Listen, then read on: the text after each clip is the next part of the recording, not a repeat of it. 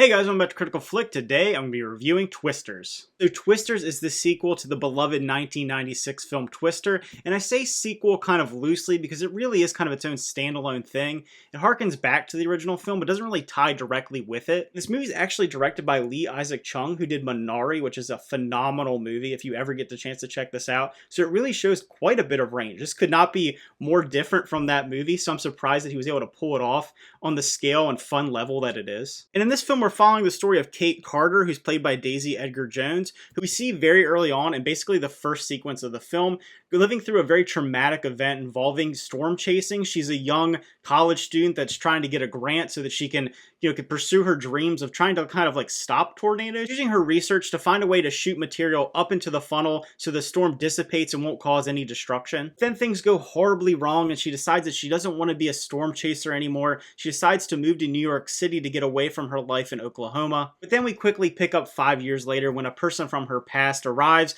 and decides that she needs to go back to Oklahoma to help try and make a difference at least one last time. When she arrives back in Oklahoma, she meets Tyler Owens, who's kind of this viral YouTube sensation who's played by Glenn Powell. He's this storm wrangler. He's this rough and tough kind of wild man who's just going out there having fun, creating entertainment, chasing down these storms for his own, love and passion of the game. While Kate and her team are far more science focused, so there's that clashing there back and forth. There's a lot of scenes in this movie of them kind of racing one another, trying to get to those tornadoes, trying to show the two different techniques and how it's really done. And I think the back and forth and dynamic between those two main characters is one of the best things about the movie. The movie does have some pretty grand and spectacular visual effects and sound design. I saw this movie in IMAX, which I personally would recommend because it creates that intensity of being in the tornado. There's some movies that are just way more fun to see on the big screen. I think this is one of those. And when talking about the visual effects, obviously the film from the 1990s had some great practical effects. The CGI in that movie isn't the best thing in the world. It's very of its time. I'm not the biggest Twister fan,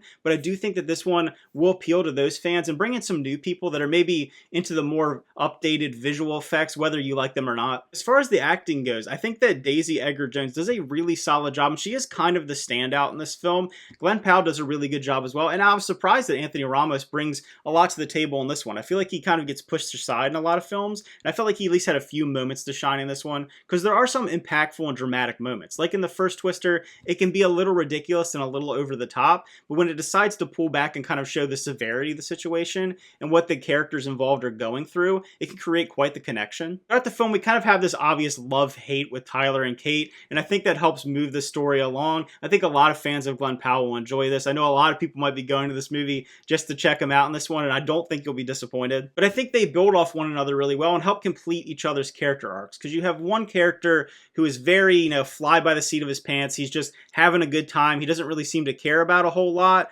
but he has obviously a heart of gold, as we see throughout the film. And you have another one that's going through a lot, obviously went through a lot of trauma involving these tornadoes, and them coming together to kind of create a bridge of, we need to respect and find a way to stop these things while also kind of going out on a limb and taking these risks to get our goals accomplished. So I thought by the end that works really well. I think their connection really shines by the end of the film. And I think for the most part, I think the film really nails the tone it's going for. It's just a really fun blockbuster movie. It can be, like I said, a little bit silly. It doesn't have a ton of depth to it, but I like the use of kind of country music they put into it, the settings, kind of the overall energy and action, the kinetic energy. I would never say this movie's boring at 2 hours long, so it is quite a fun ride. But with all that being said, the overall pace and structure of the movie does kind of get a little bit repetitive at times. It's still a lot of fun to watch on the big screen, but having kind of the same events kind of recur over and over again, it works for what we're trying to tell in the story, but it does make the movie at times feel, just like I said, just a little bit repetitive, but that's not that much of a knock. There's also kind of a strange subplot that's happening throughout the film. So when Kate goes back to Oklahoma and she's working with Anthony Ramos' character, they discover that there's kind of some backstory happening with his company and how his company is funding. I'm not going to go into like a lot of spoilers with that. I do think it's pretty obvious. They hint at it pretty early on in the film, but then they reveal it about 20 or 30 minutes later. I felt like that storyline, while it kind of pushes her away from them and towards Glenn Powell's character, it felt kind of underdeveloped, and I would have maybe liked a little bit more there, or maybe kind of shifting that storyline a little bit. I think outside of the CGI elements, any of the practical effects and the overall cinematography work really well. Seeing these sweeping landscapes creates kind of a sense of scale in this film, of how big these tornadoes are. I do think that Twister did a pretty good job with that.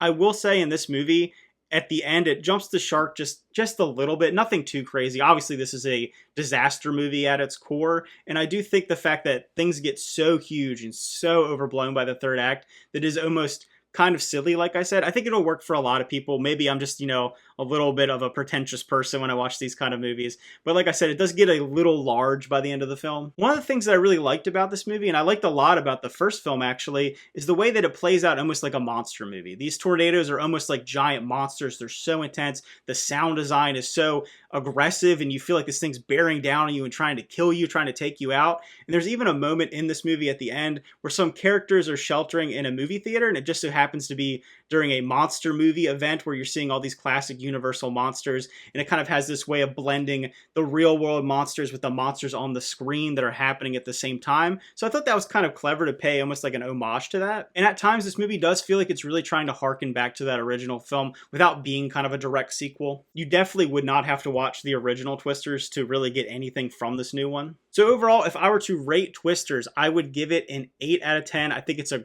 great summer movie. I think it's a ton of fun. It's maybe not the best movie in the world, but it's definitely worth checking out, especially if you like the original one, or you just want to have a fun time seeing kind of like a popcorn movie in the theater. So if you end up checking out Twisters, let me know what you thought about it. I always love to hear people's opinions, particularly maybe if you didn't like it quite as much as me, or maybe you thought it was amazing and perfect. I always love to hear those opinions. And how does it relate to the first film for you? How does it compare? Remember to leave those comments down below. Thanks for watching. Remember to like and subscribe, and see you guys next time.